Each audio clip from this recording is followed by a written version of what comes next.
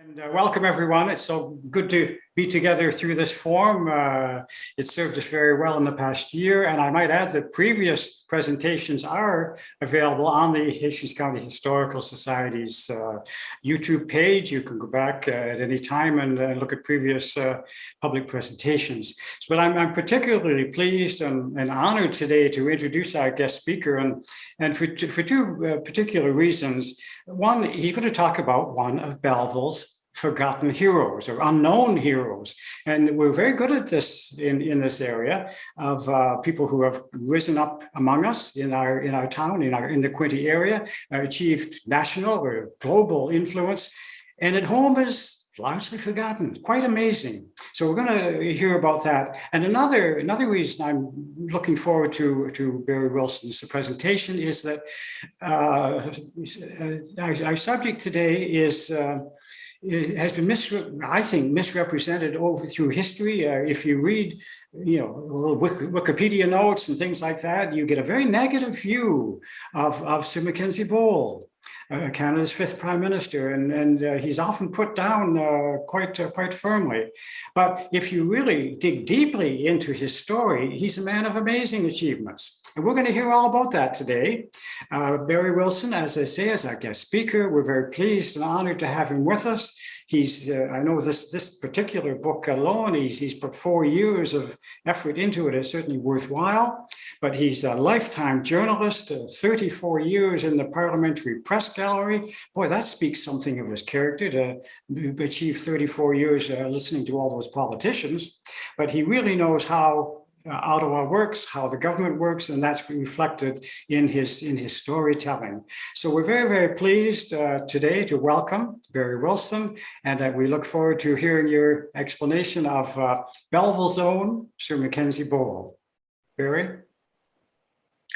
Well, thank you very much for the introduction, and I'm very pleased, excuse me, to be with you this afternoon to talk about one of my favorite prime ministers, who probably 20 years ago didn't even know existed, but the more I learned about him, the more interesting I found him to be. And I start by thanking the Hastings County Historical Society for inviting me to spend some time with you this afternoon to remember the life of Mackenzie Bowell, who was Canada's fifth prime minister and a prominent 19th century and 20th century Canadian political player, whose, of course, home base and support base was in your neck of the woods. I will note that his name is pronounced Bowell and not as it's spelled Bowell, which would be an unfortunate name for any politician. I also will note very briefly, hoping it won't be an issue, but I'm also afflicted a little bit today with iffy vocal cords. So I'm hoping that I am audible, and if you're having any difficulty hearing me, just let me know and I'll try to speak up. So on now to Mr. Bowell's story. He was a successful, accomplished, and prominent federal politician during his long run as a parliamentarian through Canada's first 5 decades. Modern historians who write about that period, however, have apparently not been impressed. Mr. Bowell is absent from most Canadian histories. And if mentioned, it usually or often is to be dismissed or to be ridiculed as a marginal figure in the country's story, unimportant and perhaps even a little bit embarrassing. I also should note today that my talk lacks the usual visuals that typically are part of presentations, a slideshow, for example. There just aren't many available, interesting and available images of Mr. Bowell and connections to him that would make an interesting slideshow. So that is going to be missing, but I will at the end. I'll tell you I have some props to show that relate to Mr. Bowell's time in office. So that will be at the tail end of my talk, and I will leave some time at the end for questions and feedback. And so now to Mr. Bowell and what I consider to be the undeserved neglect and sometimes even mockery that his life, his accomplishments, and his role in the country's evolution had received in the historical record.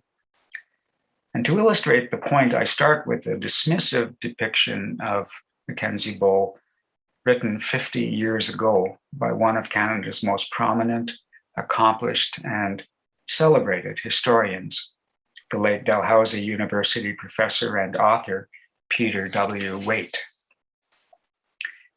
In his 1971 book, Canada, 1874 to 1896, Arduous Destiny, Waite recounted the day in 1895, when Queen Victoria honored the recently appointed Canadian Prime Minister with a knighthood and the right to call himself Sir. Well, this is how Waite began his mention of that. Few of the knights named to serve the Queen on New Year's Day, 1895, could have been more pleased than the pompous, ponderous, decent old newspaper man from Belleville, Ontario, who now rejoiced in the rotund appellation of Sir Mackenzie Bowell. He was 72, ripe with whiskers, politics, and vanity. Bowell was not a bad man, but his talent for leadership was non-existent, and he was a little man in a big place, fatuous, petty, and on important matters, untrustworthy. Well, I wonder what Mr. Waite really thought about Mackenzie Bowell. These are judgments of a well-known historian. I suppose on the bright side, though, Waite at least acknowledged Bowell's role and presence in Canadian history, unlike many of his colleagues who write about Canada's early years. That merciless, mocking depiction of a mediocre, ill-equipped, unimaginative, underperforming, over-his-head politician presented by Waite many decades after Bowell left his beloved Parliament for the last time in 1917, it leaves unanswered an intriguing question. If he really was such an uninspiring, insignificant, mediocre, and embarrassing parliamentarian and politician, how could he have been so influential, so successful, and supported by his contemporaries for so many years in a very, very successful career, and in the rough and tumble, unforgiving time that the world was in that period in the 19th century? After all, the people who judged him or didn't judge him had a front row seat on his life. So were his alleged flaws and limitations not obvious to the voters and journalists of the day? Certainly from the perspective of 21st century, all these years later, Bowell's list of achievements and a successful life lived by someone generally deemed at the time to be a competent and important player in the country's formative first years. He remains one of the longest serving parliamentarians in Canadian history, a feat that has been noted in a history of the House of Commons. Sir Mackenzie Bowell, it says, was a member of the House of Commons for over 25 years and the Senate for over 25 years, for a combined total service in Parliament of 50 years, 2 months, and 4 days. And the record shows that during those 50 plus years of public service, his accomplishments were diverse and impressive, if not flashy, and whether they're remembered these days or not. Bowell was elected to the very first Parliament in 1867 and re-elected by Hastings North voters 6 more times before being appointed to the Senate in 1892. After early years as a backbench MP learning the parliamentary ropes, he served as a cabinet minister under 3 prime ministers and was given responsibility for multiple departments over the years that ranged from finance and defense to trade, before becoming Canada's 5th prime minister in 1894. just one of 23 politicians among the thousands of politicians the Canadians have elected since 1867, one of just 23 who actually became Prime Minister. As Trade Minister and Prime Minister, Bowell traveled extensively to promote Canadian interests, and nationally and abroad. And after his prime ministerial years, he became Conservative leader in the Canadian Senate. Among other legacy achievements, Bowell was a player in the late 19th century battle to establish federal financial support for a French Roman Catholic separate school system in Manitoba, which became a template for Canada's evolution as a bilingual and multicultural, tolerant country. To say it was a politically risky thing for him to do, and a principled one, to take for a Protestant and an Orange Lodge leader who was running the risk of alienating his strong Protestant voting base, I think would be an understatement. But he obviously believed it was the type of policy that the young Canadian nation needed. It was the type of policy that would recognize that Canada was a diverse, mixed religion country. And he wanted and believed in the possibility it would evolve and mature as a nation, as a united society that had been founded by the advanced and combined visions of John A. Macdonald and Georges Cartier in 1867. And besides, Bowell did not have to prove his credentials as a promoter of Protestant interests, considering that he had been a key figure in the successful parliamentary effort in the late 1870s to have Prairie Métis leader and Roman Catholic Louis Riel barred from taking his newly won seat in Parliament. And he was barred because, as a founder of the new province of Manitoba, Riel had ordered the execution in 1870 of Orange leader Thomas Scott, who had been one of Bowell's supporters and an Ontario constituent in Belleville, and an aggressive Protestant thorn in Riel's side. So Bowell was not in favor of having Riel in the House, but when it came to supporting the division of religions between Canadians, he was a very tolerant man. So I think it had more, he didn't like Riel than it was that he didn't like Catholics or French speakers. On the international stage, Bowell, as a cabinet minister, had represented Canadian interests around the world during several early versions of Team Canada trips abroad that he led as Canada's first trade minister after being appointed to the post in 1878 by John A. Macdonald.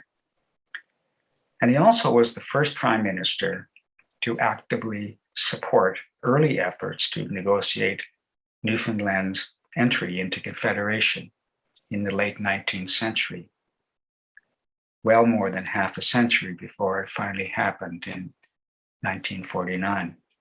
But Bowell was one of the early supporters of that idea of expanding Canada by bringing in colonies like Newfoundland.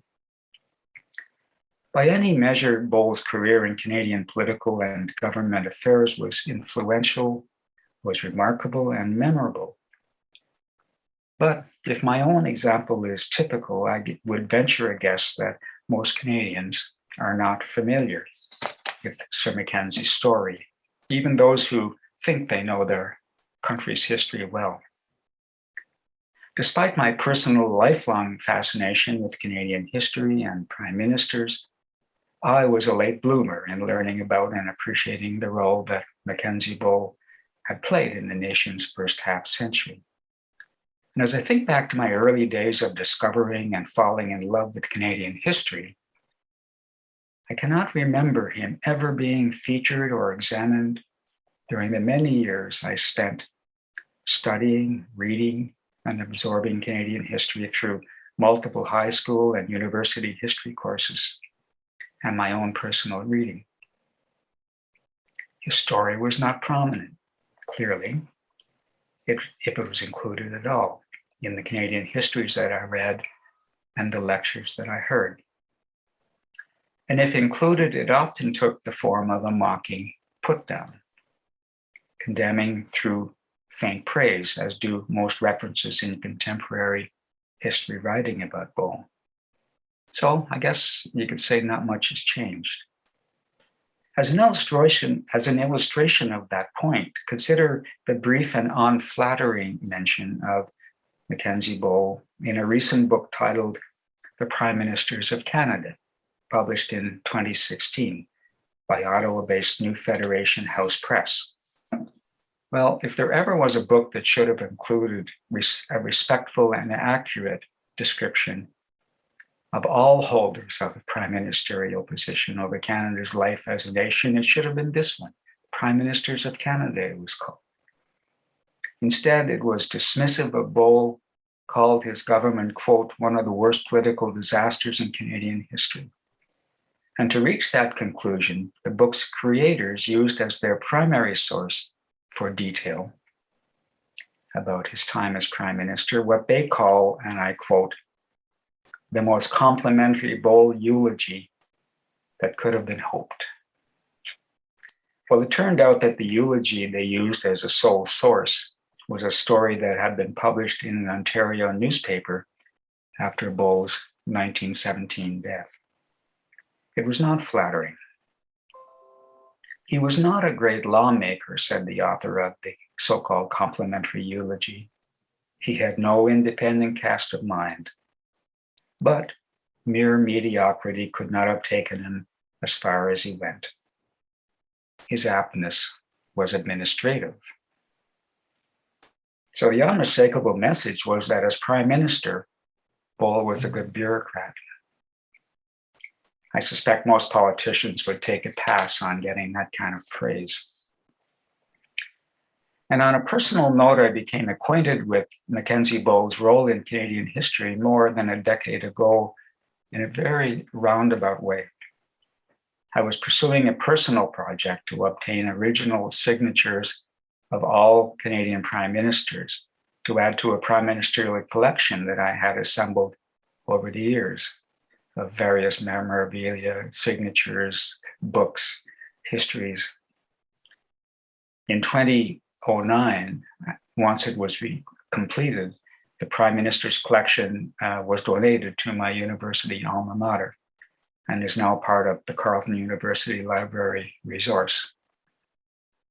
Well, as it turned out, during my years-long effort to acquire original signatures of all the prime ministers, Bowell's turned out to be the most difficult to find, even though I knew enough about him to know that he must have signed thousands and thousands of documents over his long life and years in politics, government, the newspaper business, and the Orange Lodge.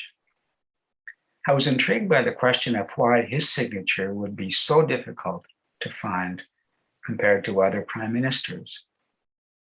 And since I knew very little about him and his contribution to our history, that led to questions in my mind about who this little known prime minister was and why he is so little known, so invisible, or at least downplayed in our national historic narrative. And that led me to decide to research Bowell's life and record. And I can tell you what a serendipitous decision that was on my part.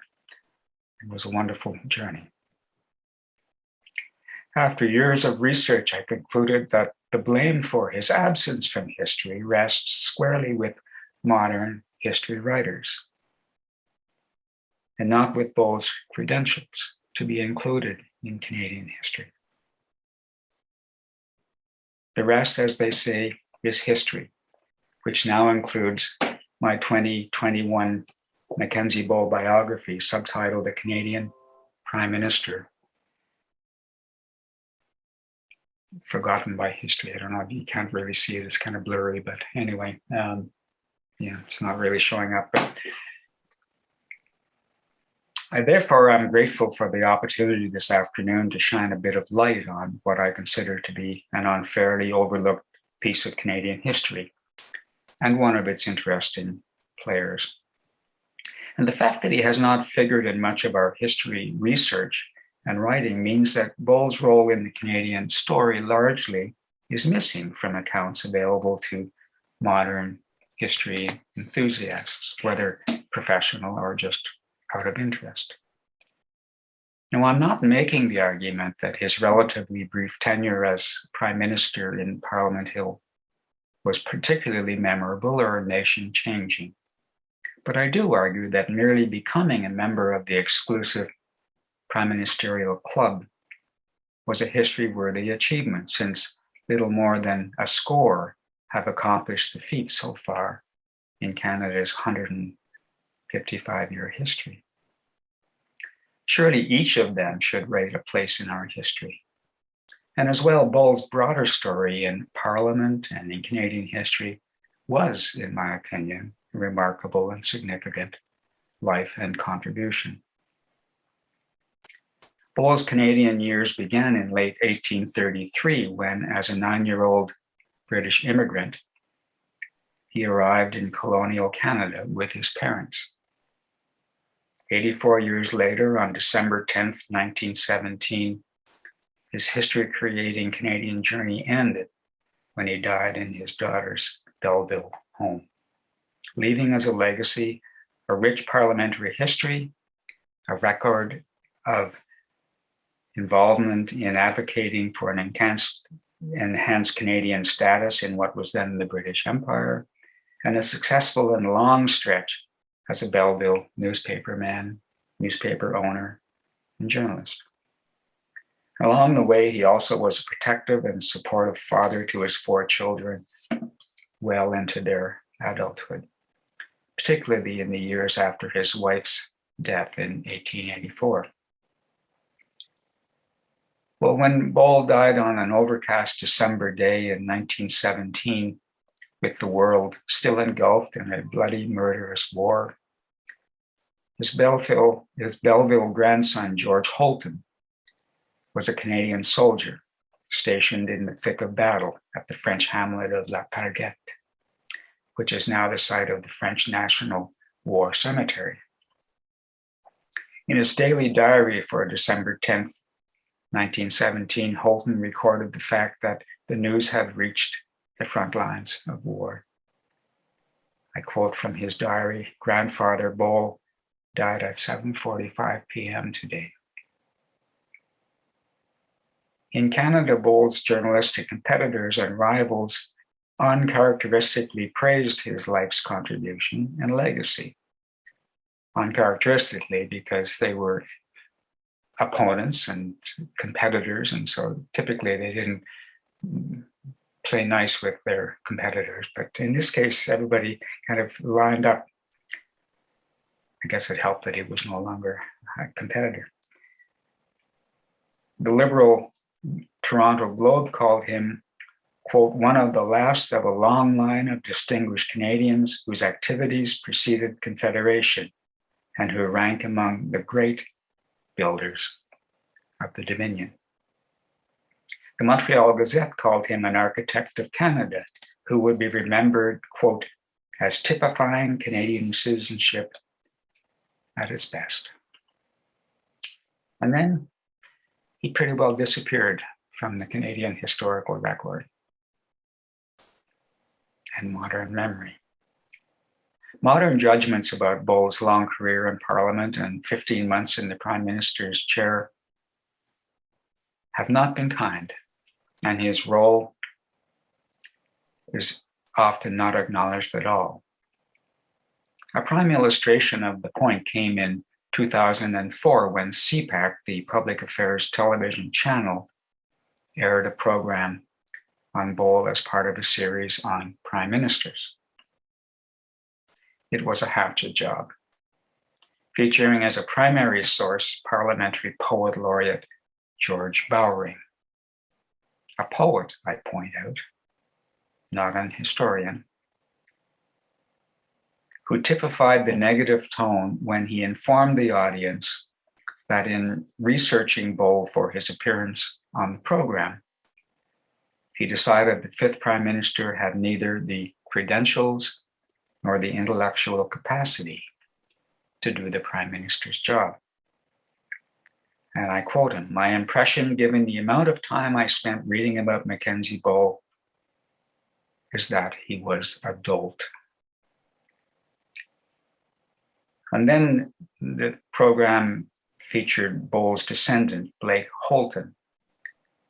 And he unwittingly, unintentionally for sure, reinforced the impression by telling the story about a day in school years before, when the teacher who was leading an examination of prime minister stories got to Blake's great-great-grandfather and said simply, "Mackenzie Bowell, we're not going to spend much time on that clown," and moved on. Well, the teenage Blake, who had planned to brag that day's featured prime minister was a relative, told later that he sat silently while his ancestor was mocked by the teacher. He didn't fight back. In its profile, CPAC did nothing to balance or challenge the Bowell put-downs by countering with a broader portrayal, including some of his successes and strengths. So this afternoon, I'm hoping to present a more balanced and sympathetic portrait of the man. It doesn't sugarcoat his short sight, his short limitations, nor exaggerate his achievements, but it offers a less judgmental verdict. Despite his modest expectations and prospects as a little educated immigrant kid being raised in the outback of rural Eastern Ontario almost 2 centuries ago, he had a successful, interesting, and history-making life and career that included being one of just a handful of prime ministers who could claim some military connection in their credentials for the job. In the mid-19th century, Bowell signed up as a militiaman in case troops were needed to fend off Irish Fenian raids that were prominent in those days, in raids from the US where the North American Fenians were based. There's no evidence that his military experience actually extended beyond the training for which he was preparing, but he offered to go to war if his adopted country needed him. He was a devoted family man, a successful politician, and a businessman, as well as a player in many of the issues and the events that defined the emerging Canada. At a time when religious tensions and divisions were common in Canadian politics, Bowell managed to hold a leadership position in the then powerful Protestant organization, the Loyal Orange Lodge of British North America, while still earning respect and support from leaders of the Roman Catholic Church and the many Catholic voters who supported him through 7 successful elections. And in those days, in that divided, religiously divided country, that was no mean feat. As one of a succession of leaders in the aftermath of Macdonald's death in 1891, Bowell successfully, if briefly, held the Conservative Party together and kept it relevant as a political force at a time when it had a revolving, unstable leadership and competition from a surging Liberal Party under Wilfrid Laurier. He promoted the economy, Canada's face to the world, and its position in the British Empire. And to his credit, after being unceremoniously deposed as leader, Bowell did not spend his remaining years in politics sulking and trying to undermine those in the party who had conspired to overthrow him. Instead, to the end, Bowell was a loyal conservative, promoting party interests and issues to all who would listen. He represented and spoke for the voters who had supported him through the decades, but also for those who didn't. He remained committed to the Conservative Party and was a loyal party supporter and promoter under the Tuppers, despite their scheming against him. During the last years of his life with Sir Robert Borden as leader and prime minister, Bowell continued to loyally support the party and some of those who had humiliated him. And he was a regular advice giver to the prime minister, who sought him out from time to time about issues that Borden was facing that he knew Bowell had dealt with. Despite my defense of Bowell's place in Canadian history, and in the interests of presenting a balanced view of his life, the times, the talents, the strengths, the weaknesses, I also will illustrate one of his weaknesses: his ability to damage his own reputation occasionally by stepping in cow patties that he could have, should have spotted and avoided.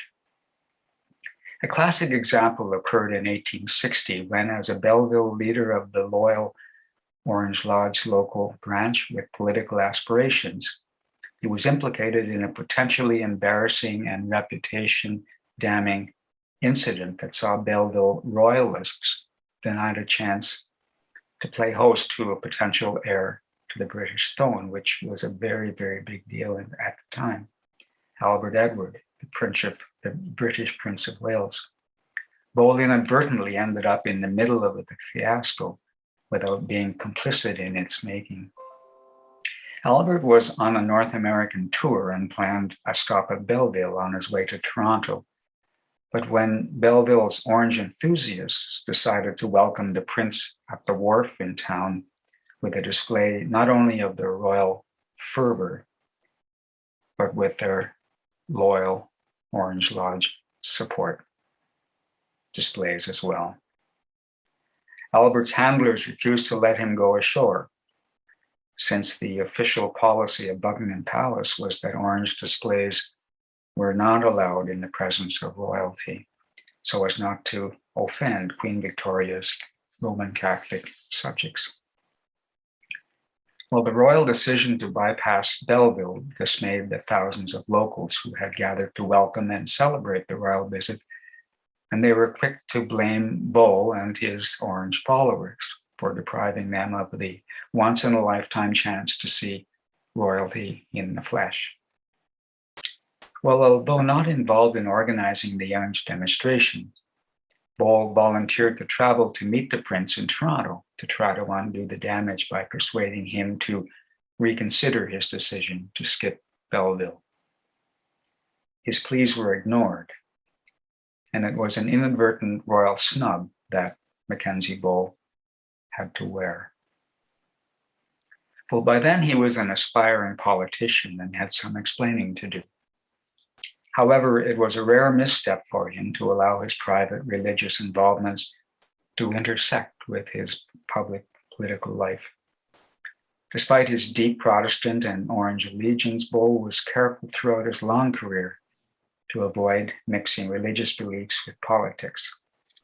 He showed no theological favoritism at a time when religious divisions and competition were staples in the Canadian political landscape. And as it turned out, missteps like the aborted royal visit did little to undermine Bowell's ambition to fashion a political career. And it did nothing to undermine his relationship with his astute political leader, Sir John Macdonald, who himself had been an Orange Lodge member at one time. Although Bowell lacked Sir John A.'s political skills and charisma, the two men were friends and got along very well. Bowell admiring his leader's vision and energy, and Sir John appreciating the political importance of Bowell's Protestant base and his openness to other faiths, as well as his contacts, his integrity, his loyal followers, his organizing abilities, his political skills, and more importantly, perhaps, his down-home campaigning style. One successful collaboration between the two illustrates the easy relationship that Bowell and Macdonald enjoyed, and the faith that the astute Prime Minister had in his Hastings North MP.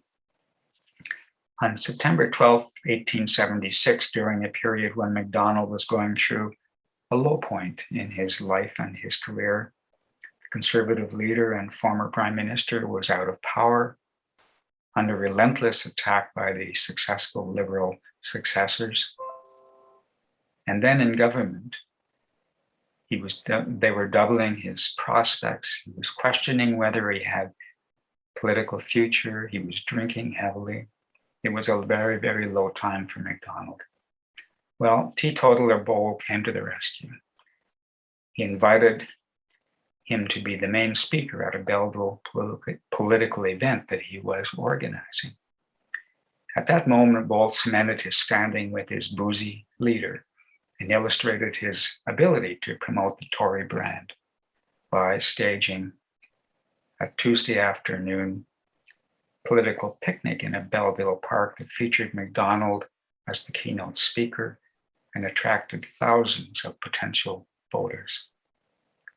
MacDonald biographer Donald Creighton highlighted that successful event as the beginning of MacDonald's political comeback after his 1873 election defeat by the Liberals.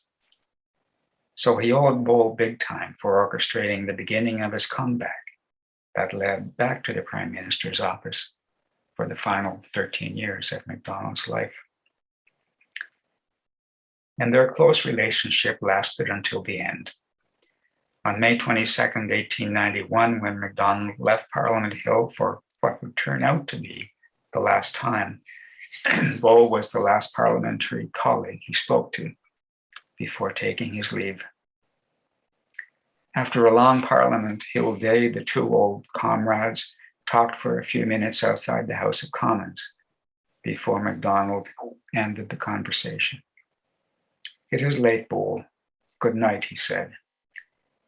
The old chieftain then went home, where he suffered a stroke that proved fatal. When Sir John A. died unexpectedly at age 76 in 1891, Mackenzie Bowell was no one's first choice to succeed him. In fact, MacDonald had neglected to groom a successor, and the job first fell to ill-equipped Quebec Anglo and Senator John Abbott, the first prime minister to rule from the Senate. But he quickly showed that he was over his head and not up for the job. He was replaced in 1892 by up-and-coming Nova Scotia MP John Thompson, Canada's first Roman Catholic prime minister, a good friend of Bowell's and a politician with a bright future, who tragically died in office 2 years later at age 49. Well, Bowell, by then a senator, was named party leader and prime minister to succeed Thompson almost by default for lack of acceptable better alternatives. And he immediately inherited the toxic and unwinnable file, which became known as the Manitoba Schools Question, a divisive debate over whether government funding should help finance a Roman Catholic separate school system in the province. While Bowell's instinct was to defer to the province under the constitutional division of powers that gave the provinces responsibility for education, the controversial issue ended up being a political hot potato at the federal level as well, dividing political parties, including the governing Conservatives.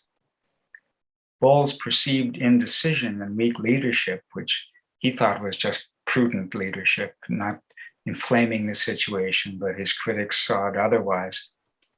It led to a behind-the-scenes campaign against him by ambitious Tory veteran and, in truth, wannabe Prime Minister Sir Charles Tupper, whose supporters cited the Manitoba School Question as an example of Bowell's lack of leadership skills. And it doomed his prime ministership after less than 2 years, although he went on to become the Conservative leader in the Senate for more than a decade.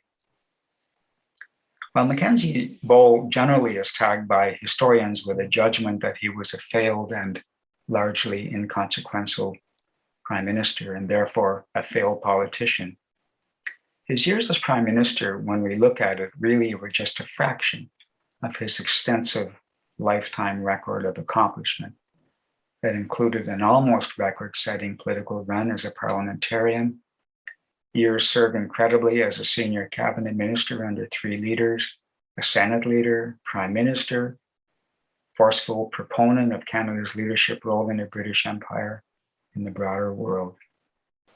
All of that made him a consequential player in Canadian and Empire history. But ironically, while for most federal politicians, achieving the prime minister's office would be a career high point, it turned out to be Bowell's political nadir. His time as prime minister and the Conservative Party leader came to an end in early 1896, when a coup planned by his former alleged friend Charles Tupper and his son Charles Jr. convinced Bowell that he no longer could lead the nation or the party. His conservative opponents made his position untenable, and the resignation from cabinet of a number of Tupper's supporters convinced Bowell that he should and had to resign in late April. He continued to play a prominent role in the Senate for the remaining 2 decades of his life.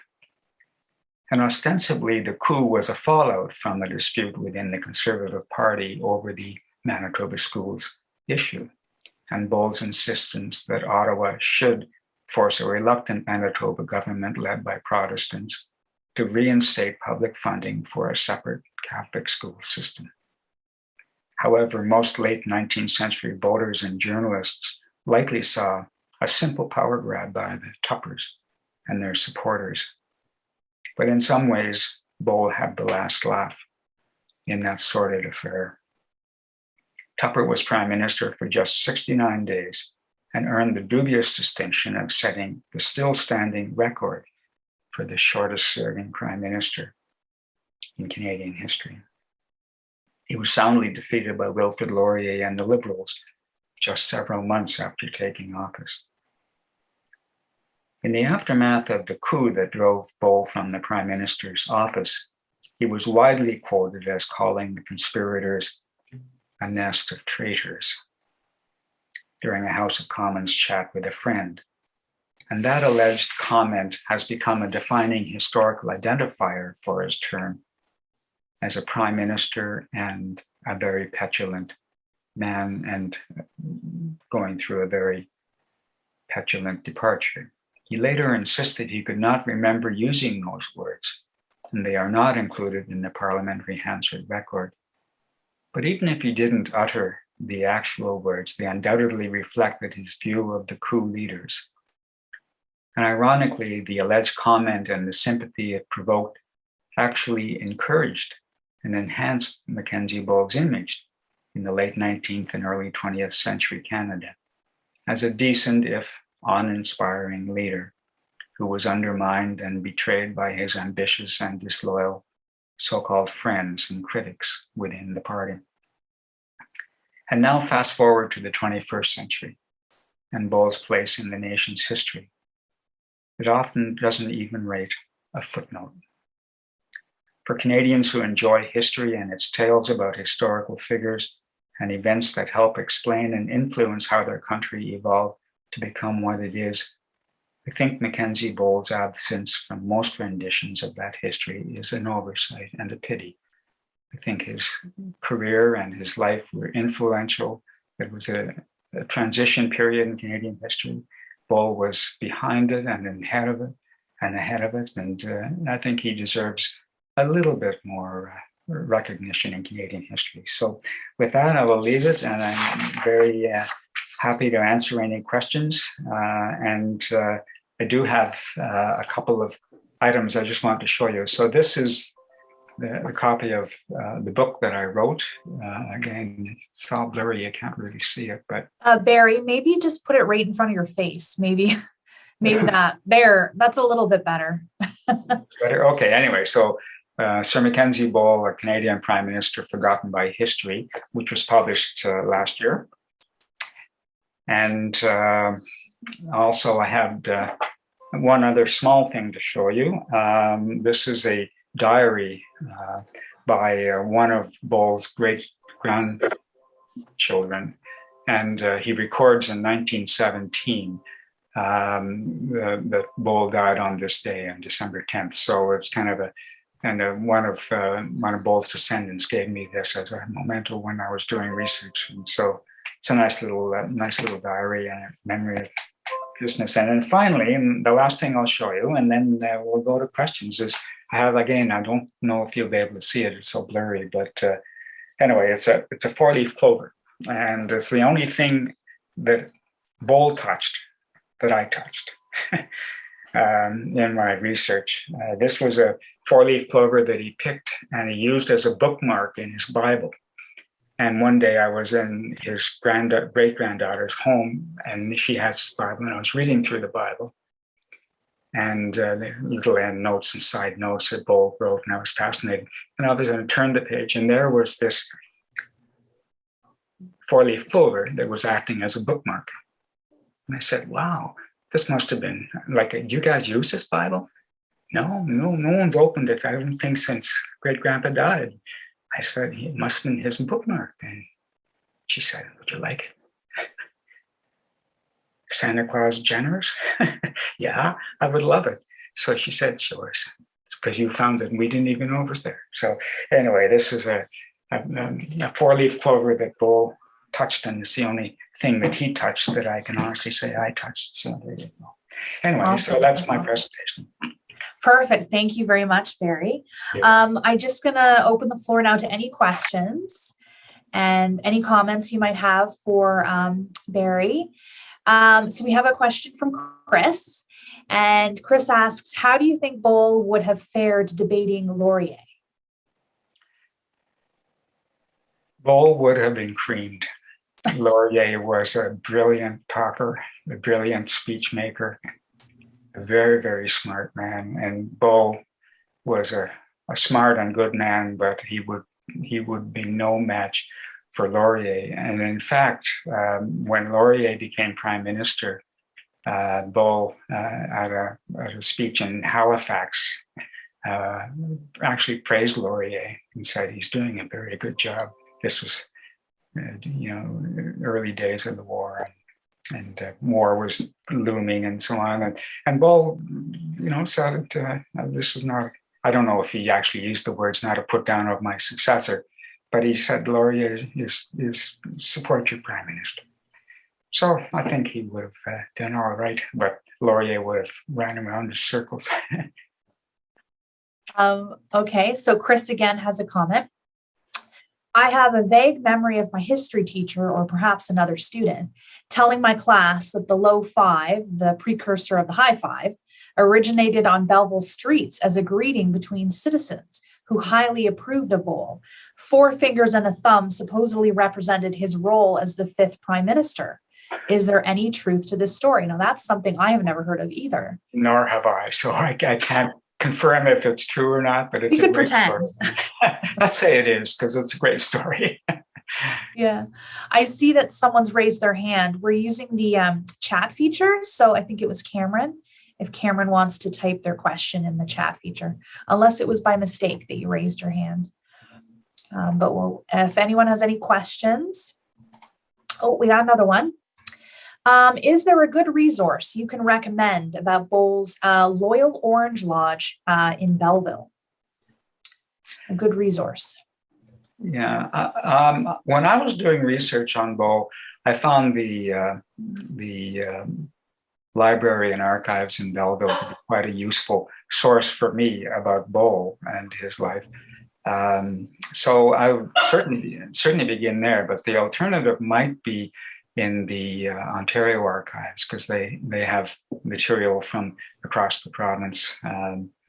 And there must somewhere, and I'm sure that there are books about the history of the Orange Lodge in Ontario, but there must be files, and I'm sure that if they don't have them, the Ontario archives would know where to find them. And yeah. Sure.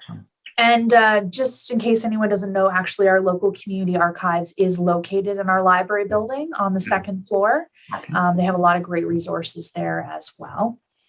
Armand has a comment, I believe. If viewers get a chance to visit Bowell's grave at the cemetery on Highway 2 just west of Belleville, it is a fascinating place to walk through, because it also contains the final resting sites of Senator Billa Flint, writer Susanna Moody, and her husband, Colonel J.W. Dunbar Moody, who was sheriff of Hastings County. So that's a nice little trip on Highway 2 for sure. Thank you, Armand. Yeah, and I'll just mention, when I was in Belleville one time. I'm a real graveyard guy. When I always visit graveyards, and I love to imagine the stories. And so I went looking though for Bowell's headstone. And in those days, the cemetery looked very unkempt, and so there was moss all over Bowell's headstone. And so I let them know afterwards that, this is a former prime minister and historic figure. Somebody should look after that headstone because he has no family here now, to my knowledge. Yeah. So it sounds like maybe it's been cleaned up. I hope so. I hope so, yeah. I think Cameron's got a comment now. Bowell visited Napanee, which is just east of us, on June 21st, 1888, to place the post office cornerstone. Are you aware of the events that followed? No, I don't know that story. I'm sure he laid a lot of cornerstones. Yeah, there's probably a write-up, I imagine, in the local Napanee paper. I'm sure. And actually, the Lennox and Addington Community Archives are based in Napanee. Okay. So they'd probably be a really great resource for that. Yeah, because in those days, certainly like a visit of a prime minister would be huge news in a smaller area. So I'm sure it was well written, well covered. Tom asks, does your book cover does it detail Bowell's tenure with the Intelligencer? Well, he owned it.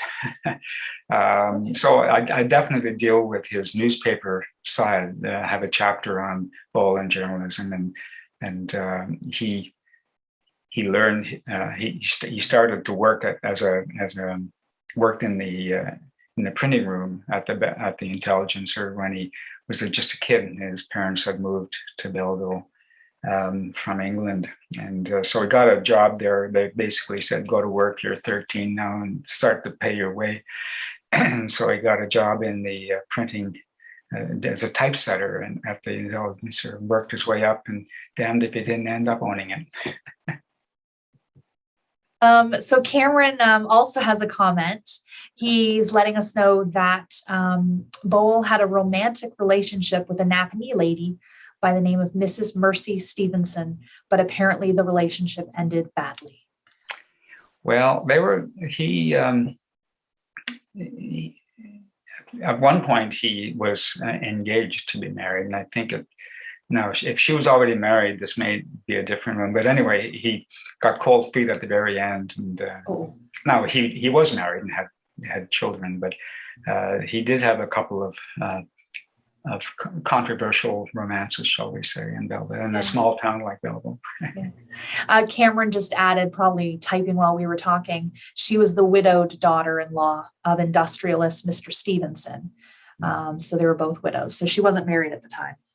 But yeah, maybe he got cold feet.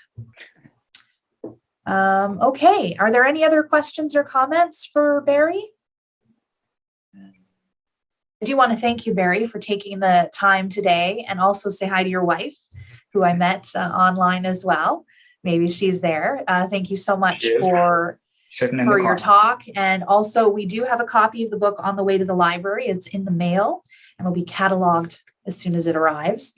And you can also purchase the book, I think, through Amazon. I think we discussed, Barry. Right. And I know Barry has some copies as well. Right. So anyone, if anyone wants to buy it from me, I'll happily autograph it. And just my email, barrykwilson@icloud.com.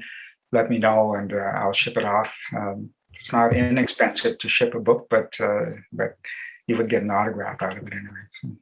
Yeah, we're getting an autograph copy at the library. And it was it was Barry K. Wilson at icloud.com. Making sure I spell this right.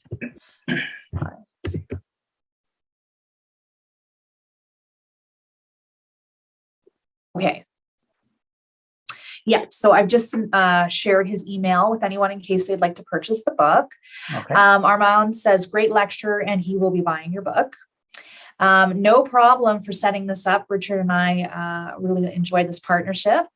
Tom says, my great-great-grandfather worked for Sir Bowell at the Intelligencer. So very nice to get your insights. That's pretty awesome. That's nice. Yeah. And Armand says, I delivered the Intelligencer as a kid in Tweed. So I have a special attachment to Sir Mackenzie Bowell. So that's awesome. I always thought that was one of the weirdest newspaper names, though, the Intelligencer. It doesn't even sound like a word. I don't know where it came from, but where the name came from. But Yeah. If I might add, Yeah. Shannon, before we leave, Yeah. I noticed my friend Armand LaBerge sending a couple of messages there. Well, I would certainly recommend to everyone reading the book, but Barry's book, which I have here.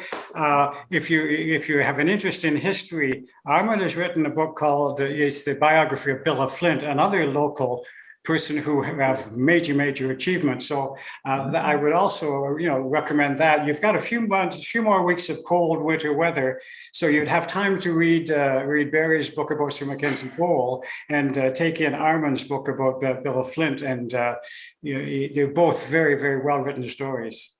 Right. Well, and I also mentioned I love to talk about Mr. Bowell. So if anyone out there would just like to email me, I'll give you my email address. Just with a question or just to talk about Bowell, I'm always happy to engage. He's largely invisible, and I love it when a little cult forms around an invisible person. That's awesome. All right. Thank you very much, Barry. And before we leave today, I just want to mention that we do have another talk set up for March 30th. So keep an eye on the Belleville Library's website for details about that.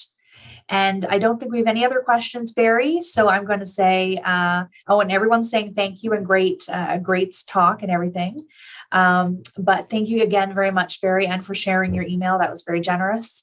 And I look forward to seeing your book come into the library and being cataloged very shortly.